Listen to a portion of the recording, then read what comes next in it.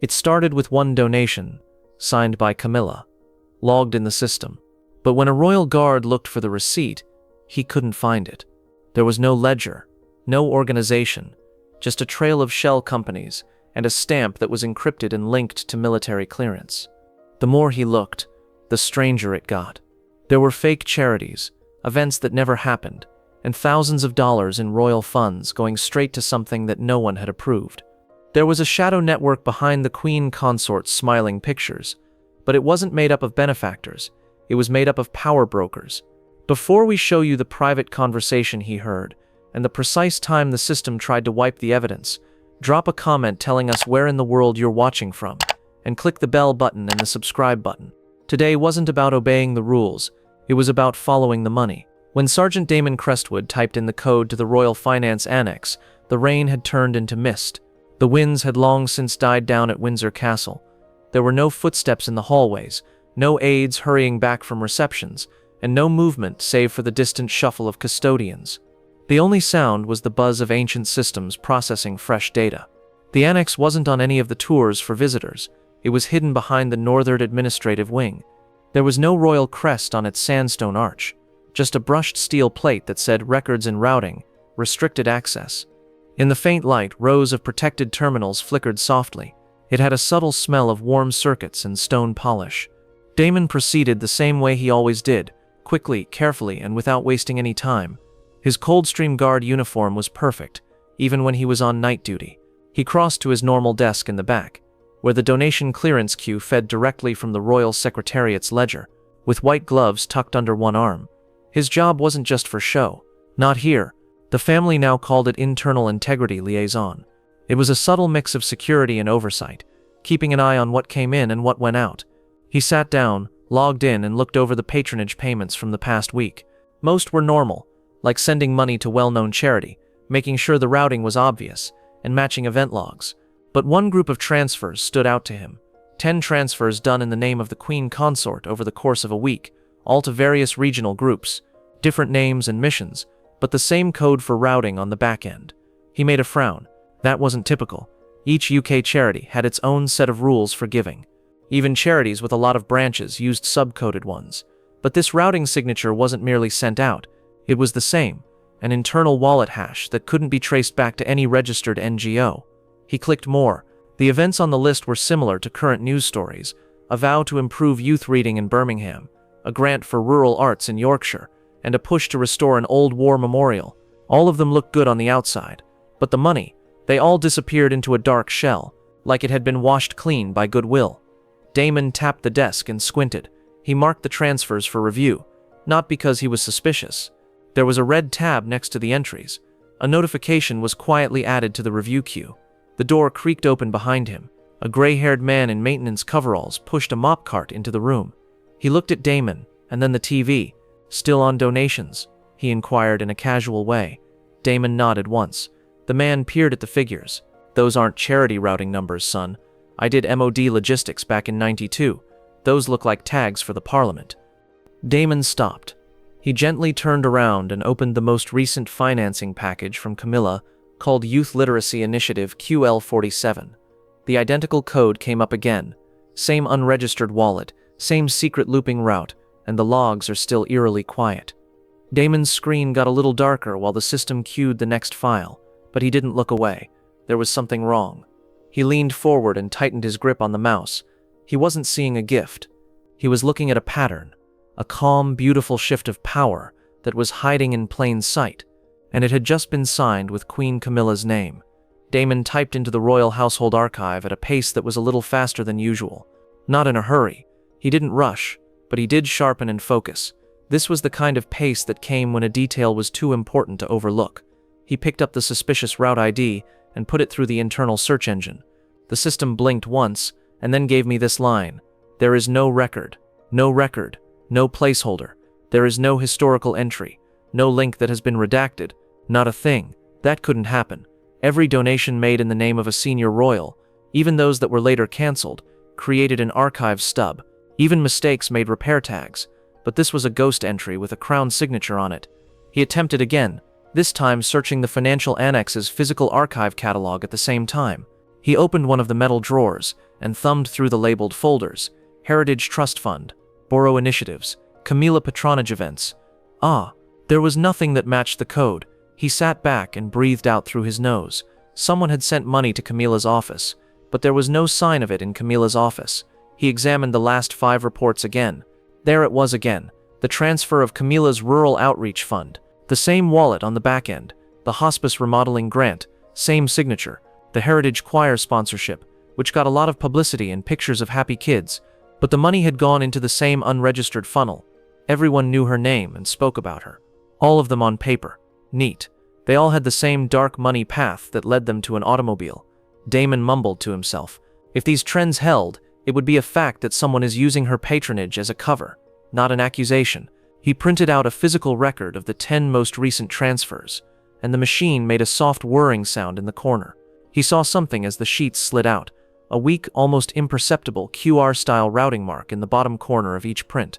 That wasn't normal. Royal donation receipts had alphanumeric stamps, not codes that could be scanned, and definitely not anything that could be traced back. He tilted the page a little and brought it closer to the terminal light. The code had a tiny shimmer to it, as if it had been purposely under-inked. He picked up his phone and looked at it. Access is limited. Encryption level 2 for MOD. Damon stopped moving. Why would a receipt for a public donation have MOD tier encryption? Why would a literacy event ledger lock itself up behind a defense-grade clearance? He looked again. The same thing happened. His neck hair stood on end. He flipped the page and looked over the second code. Same code. Third. Same. The person who put these tags in didn't think anyone at Windsor would scan them. They were meant to be hidden in plain sight, like a private pipeline buried in a public contribution trail. He sat back, his heart steady yet heavy, and thought about what it meant. This wasn't careless paperwork. This wasn't a mistake in the books. This was a structure, a shadow trail and a funnel that someone had built using Camilla's charitable banner as the storefront, and the person who designed it had linked it to defense encryption. The threat was no longer just a theory. It was real, and it was already in Windsor's walls. The next morning, there was no sun. The east windows of Windsor gleamed a drab gray, and the sky was dense with clouds. A faint wind drove damp air through the walled border. The warm light from Damon's desk, lamp in the Royal Finance Annex, hadn't gone out all night. By late morning, he had asked for a private meeting with the Treasury. There were no questions about it. Ellen Marsh got there soon after 11. She was wearing a charcoal coat and a thin navy scarf, and her badge said Royal Accounts Liaison, HM Treasury. She moved with the type of calm urgency that individuals who have been through a lot of institutional catastrophes before know how to do. Damon met her in a small room with no windows, just a long table, bare walls, and a single console screen. This was where they kept track of old records. She didn't sit down. Instead, she looked over the printouts he gave her in a steady stillness, her eyes moving over routing codes, event titles, and ledger columns. These routing signatures, she remarked last, pointing to the thin digits scribbled along the bottom border. They don't belong to charities. Damon stood still. They are on advisory councils, mostly policy accelerators and strategic dialogue groups within the government. He made a face. They shouldn't get money from the royal family. No, she said. No, they're not. That would go against the Constitution's neutrality. She drew a circle around one donation, Northlight Advisory Trust, which went through a shell company called Literacy Futures UK. This group doesn't show up on the National Grant Registry. It's not a non-profit or even a business consulting firm. It's a ghost front. Damon leaned in. So, someone is using Camilla's money to clean up political power. Alelanaina didn't answer right away. Instead, she folded the page in half and inquired in a low voice, "Who else knows you're looking at this?" "No one." "Keep it that way," he added, looking her in the eye. "These groups," she went on, "don't work alone. Northlight. I've heard rumors in the Treasury hallways about think tank endorsements and access brokering. Some of them have friends in Parliament, and some of them have friends in the cabinet."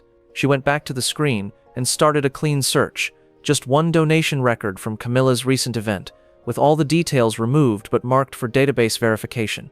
It worked. After that, the screen went black. Access stopped. Detected an attempt at redaction. Unknown source. Damon moved closer, but Alelanaina was already typing. The screen blinked again and went back to standby mode.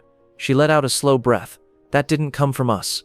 Someone tried to delete the record, but not really delete it. They tried to hide it by stripping the tag and sending it to a fake archive shell. That's ministry subversion. She raised her head. Someone is keeping a very close eye on this. Damon's face didn't change, but his voice got lower. Then we don't write it down. He turned back to the printer, chose 4 of the highlighted documents, and started a hard copy burn to completely get around digital systems. The paper slipped out, warm, crisp, and softly damning. Alelnov nodded and took the pages. I'll open an off-book folder, but you have to be careful. Damon looked her straight in the eye. Yes, I am. Now he recognized that there was more than simply a problem with the money. It was a game of power, and the only thing left to ask was whether Queen Camilla knew exactly what she was doing, or if she had become the face of something she couldn't control. The drizzle had transformed into a haze that let in some sun by the time the first guests got to Windsor's orrery. The hedges were cut to perfect symmetry, the walks were swept, and a white canopy covered the entrance to the courtyard to keep guests safe from the early mist. The event was open to the public, and part of the Queen Consort's modern patronage effort. This was a nebulous umbrella term for a group of activities that promoted literacy, heritage, and regional arts under a single gilded label. It had been announced with a lot of hoopla 2 weeks before, and it came with well-timed headlines and pictures of happy reporters. People thought it was charity. For people on the inside, it was optics. Sergeant Damon Crestwood was stationed near the western interior walkway, immediately beyond the reception area. His red Coldstream tunic was spotless, and the tall black bearskin cap he wore put a thin shadow over his eyes. He was in charge of tracking movement around the perimeter, which meant keeping an eye on how people entered and exited the area, and documenting any high-profile arrivals. A normal posting, but nothing felt normal anymore. He stood quietly and watched as a stream of philanthropists, trustees, regional leaders, and lesser lords came in. They passed around flutes of elderflower cordial. Under the canopy, people laughed. Then, close to the head table, he saw them, 3 well-dressed guys in their 50s. They didn't have any charity pins on their lapels, royal credentials, or names on the formal registry at the door, yet they were sitting at the center table, close enough to Camilla's seat to hear her whisper. Damon's eyes become sharper. He tapped his radio once, softly. Crestwood, confirming that there are unregistered guests at table 1. There are no visible formal ID badges. No one answered, but that wasn't the purpose. He didn't want permission. He was making a record. He moved his body slightly and took a little optical pen out of his belt.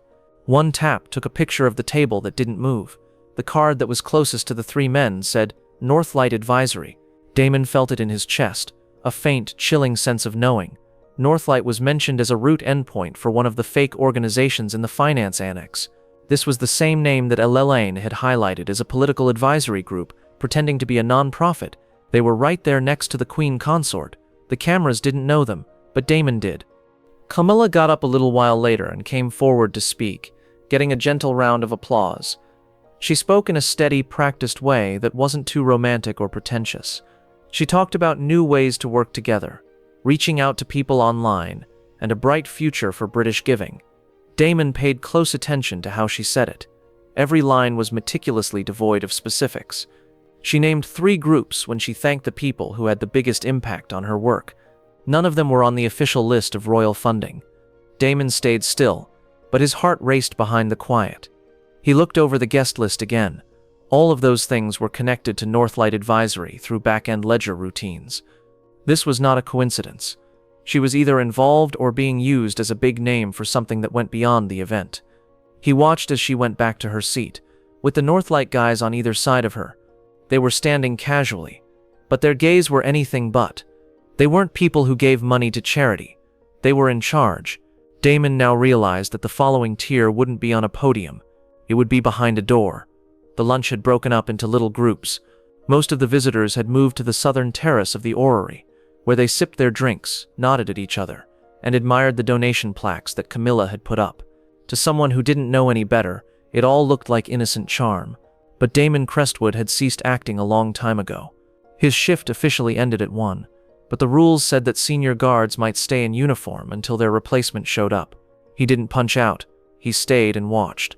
Damon walked through one of the inner corridor doors that led back to the service wing as the sun went below the clouds again. He proceeded slowly and quietly, with his boots making a soft sound on the tiles. He didn't mean to listen in, but as he walked down the hallway of the conservatory, a voice broke the silence. It was piercing and recognizable. I was told those donations were okay. Tell them the paperwork was late, Camilla said in a low, pinched voice.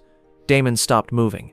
Light from the door ahead, which wasn't quite closed, streamed into the corridor. The glass-paneled conservatory was almost empty, save for Queen Camilla, her confidential aide Clarissa Morton, and one of the Northlight men, the broad-shouldered one Damon had seen at lunch. Clarissa's voice came next, quiet but tense. "Mom, we've already gone over safe limits. Some of these groups weren't supposed to get them." "Then raise the thresholds," Camilla said in a monotone voice. Damon's heart rate slowed down, not sped up. His body didn't struggle or run away when he was stressed. It stayed still, like a ritual or training. The Northlight man leaned in and said in a calm but condescending voice, "As long as the money gets to our partners, the rest is noise. Your support opens doors. That's all we need." Camilla let out a dry breath.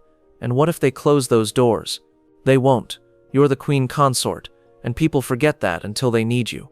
Clarissa spoke softly again. "The integrity liaison has been looking over the ledgers. The young one is Crestwood." Camilla shrugged it off. "The guards don't read numbers, they salute them."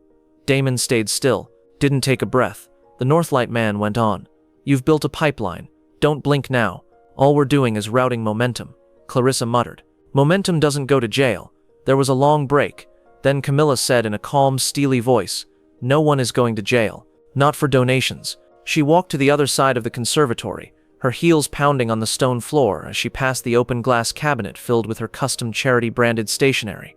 As her shadow passed the edge of the door, Damon leaned back half a step. She wasn't close enough to see him, but she was close enough to know that he wasn't alone in the hallway anymore. He stayed there. He heard the door open all the way from inside 45 seconds later, and then he heard footsteps fading away into the marble hall. Damon stepped forward and went in when the last echo faded away. There was no one in the conservatory, but there was a stack of folded brochures on the side table. They had the same design as the one he had flagged from the bogus routing: Northlight Advisory, Horizons via Patronage. He turned the booklet over. On the rear, a small gold stamp with the words QR engraved, which is the same encrypted tag as in the finance annex. Damon didn't say anything or curse. He gently closed the door behind him because he now understood that the network was real. It was real, it was working, and it was like using the Queen Consort's name as a fake signature in plain daylight. The car didn't have a motorcade, no crests on the hood, no outriders clearing the way, just a sleek black sedan pulling into the Windsor staff entrance at 1906. The only clue that it was there was a small light that blinked briefly before going out. Sergeant Damon Crestwood was already waiting outside the gate. He had the right to stay in uniform after his shift ended, but no one had asked him about it. Not tonight. When the back door opened, Prince William stepped out. He was wearing a dark blue coat and gloves and had no advisors or press with him. It was hard to tell what he was thinking, but the way he walked told me everything I needed to know. He wasn't here to guess. The mood within the guarded annex chamber was bare of show.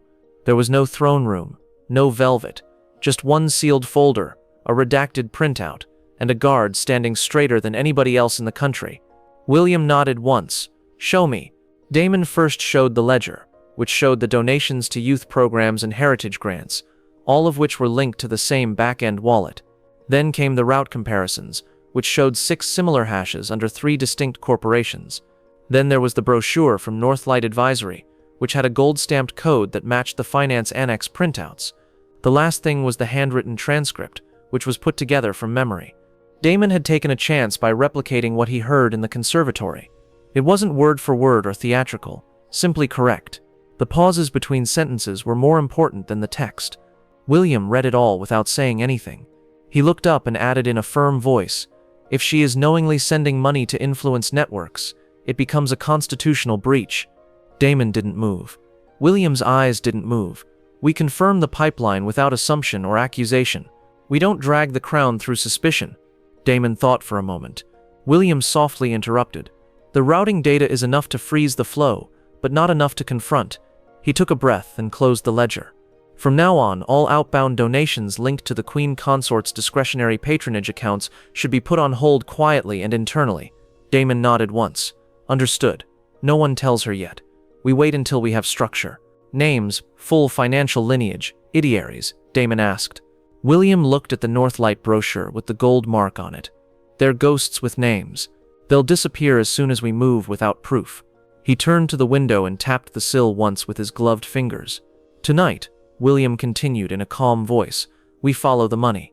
Damon didn't say anything. There was nothing else to ask. There's only one way to go now. Not with speeches or fights, but with numbers, signatures, and the kind of discipline that tabloids would never write about. William didn't stay long. He shut the folder, put it in his coat, and muttered quietly before leaving, "Don't touch this until we know where it ends." He left the same way he came, quietly, with his mind on the task at hand, and as if he were royalty without the spotlight. Damon turned back to the terminal and logged into the oldest recorded ledger from Camilla's first month of patronage. He then began to trace it all the way back to the beginning. The first donation that had anything to do with Camilla's modern patronage campaign was made 15 months ago. It was noted as a one-time donation to a Welsh community theatre project. The amount was little, the coverage was good, and there was nothing extraordinary about it. But as Damon Crestwood and Elelena Marsh looked more closely at the ancient ledgers from that year, the pattern didn't only hold, it happened again. Every third or fourth payment from Camilla's discretionary fund, small, medium, and occasionally even ceremonial, came from shell companies. Most of them had titles that weren't dangerous, including the Folklore Reprint Collective, the Civic Wellness Foundation, and the Eastmore Children's Trust. The National Nonprofit Registry didn't list any of them. They followed such entries back to the Royal Secretariat logs. Half of them had invoices with line items that were just too high, like £42,000 for event tents, £18,500 for printed brochures, and £63,200 for digital signs that were purportedly put up in a village without a mobile signal. Elelena tapped on a March transaction and said, "This one was flagged by the Treasury last year, but was thought to be a mistake." Damon looked at the digital signature. It's not a misfile, it's copy-pasted from a completely different event. They used an overlay tool to look at that transaction. The layout was exactly like that of two other documents. The margins were the same, the headers were aligned the same way, and even the error in community enrichment, which was typed without the second M, was the same. The mistakes weren't careless, they were used again. Elelena indicated that this whole ledger was a cut-and-replace job. Damon opened another document that Elelena had designated as Great Payment Schedules. These were not for charity, but for facilitation agencies. These people were not workers. They weren't on the payroll, but they got money every 3 months from sub-funds that were linked to Camilla's patronage routes. C was mentioned 5 times in 3 months. Morton, Clarissa, her personal assistant. Damon didn't say anything. He just opened the album that was connected. The payments were called facilitation services, which meant everything and nothing. There were 3,000 here, 4,500 there, and 9,800 payments connected to a consultant's schedule review that didn't have an outcome report. Elelena looked at him. "This is how money moves when it shouldn't." Damon wrote, "Northlight disbursement tiers," across the top of one page of the ledger. The breakdown showed who got the endorsed, silent partner, and executive track. The third group only had one name, which was blacked out, but the initials CR could be seen through the redaction bleed. Damon remarked, "These aren't charities, they're brokers of influence, building their own shadow constituency," Elelena said in closing. He looked over the last column. He saw one entry that stood out, a planned donation called the Future Queens Summit Autumn Series. No place, no date, and no group that goes with it. Scheduled, but probably still needs clearance. Damon looked at the line. So this wasn't about things that happened in the past. Elelena turned to look. "It's a plan." He slowly and quietly closed the file. William responded, "We'll find out whether she agrees or not." Damon turned. Prince William had discreetly come in behind them, his coat still wet from the rain and his gloves in his hands. He stared down at the folder without reaching for it. "It's time to ask her." And that was when the real fight started. The blue drawing room was no longer full with its typical decorations. No photographers, no assistants, no flower arrangements, just a polished wood floor, a single desk, and 3 chairs that were too far apart to talk to each other. Sergeant Damon Crestwood stayed still along the inside wall, without moving under the oil paintings. He had taken off his bear skin cap and put it under his arm in a courteous way. He didn't say anything. He was merely come to watch. Camilla went in first, by herself. She wore a coat dress in steel gray and pearl earrings. She didn't wear a brooch or any cosmetics that could be seen. There was nothing in her face that said she was angry or happy. She glanced at Damon once, as if she were looking at furniture, then turned to the desk where William stood with a closed file folder under one hand and no gloves on. He didn't say hello to her. He said, "Thanks for coming, Mom," in a calm voice. Camilla smiled a little. When the Prince of Wales asks for privacy, one assumes seriousness. William opened the file. There were 5 papers inside: donation routing logs, invoice overlays, ledgers from 3 of Camilla's patronage branches, and a typed-out part of her talk in the conservatory. He didn't say anything as he gave her the first sheet. Camilla looked at it immediately. "These are the charities I support. You pay for them however you want," William asked. She looked up, a little bit amused. "Is that a trick question?" He answered. "No, it's a constitutional issue because the crown doesn't pay for political power." She raised an eyebrow. "What do you mean?" Clarissa Morton came in through the side door softly. She wasn't invited, but she wasn't surprised either. When she noticed Damon, her pace slowed, but she went to stand next to Camilla without saying anything. William tapped the second paper. "Your aide's name is on a lot of facilitation payments, which are money that goes through shell fronts linked to Northlight Advisory, a group that isn't a registered nonprofit." Camilla stood still. William went on. "This is a payment schedule from Clarissa's desk. This is a ledger with backdated approval stamps. This," he said, lifting the last sheet, "is a promotional packet with the same encrypted hash as defense tag documents that went through our own finance annex. That tag wasn't put there by accident." Camilla moved closer to the desk and spoke in a calm manner. "Those were ceremonial payments, optics and connections. Do you know how many of these events are kept going by people who are invisible?" William looked her in the eye. "Invisible labor doesn't need MOD-level encryption." Clarissa spoke out softly. "They were meant to reach out to people in different sectors," William asked. "To whom?" "Cabinet liaison, advisory intermediaries, private influence brokers, whose only charity is to themselves." Camilla's voice got colder. "You're using language that is only used for scandal, not oversight." William picked up the packet. "You signed this. You paid for the building of this network. It now connects more powerful people than half of the Commons' backbenches, and not once was it declared." She quickly turned to Damon. "This guard is going too far." William stepped all the way between them. "No, he's doing his job, and so am I." There was a long break. The only sound in the room was the quiet ticking of the wall clock. Then William said the words that ended it. "Your discretionary patronage fund is now frozen. The Treasury will handle future distributions. No donation goes through without institutional review, and no aid approves without cross-signature. Your outbound engagements will be reviewed again." Camilla's jaw tightened, but she didn't say anything. Clarissa looked down. Damon didn't say anything. And just like that, the change happened. There was no yelling or controversy, just 3 chairs and a folder full of proof in a room. The order came in at 0712 the next morning. 3 words: "Start the Treasury seizure." Damon Crestwood watched from the hallway inside the financial annex as Elenina Marsh and her team of auditors came in. At least 5 government workers in navy overcoats, each with a sealed register and a portable scanner. They worked through Windsor like a surgical team, quietly and precisely, with red-sealed document tubes and protective binders behind them. Within an hour, access to all active patronage accounts in the Queen Consort's name had been limited. The internal finance system changed their status to under review pending. A thin gray banner now covered Camilla's digital crest on all financial interfaces. The interface didn't look dangerous, but every royal secretary who saw it knew what it signified.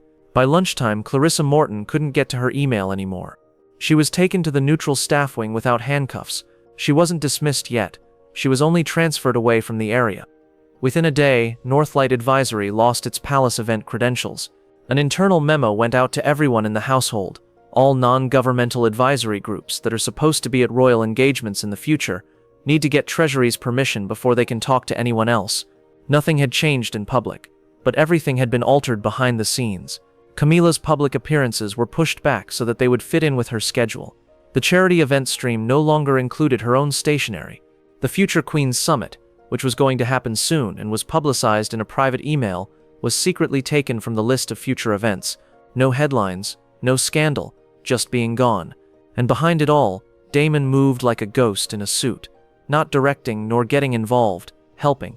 He led Elemene's team to the vault in the middle of the building where the master ledger archive was kept.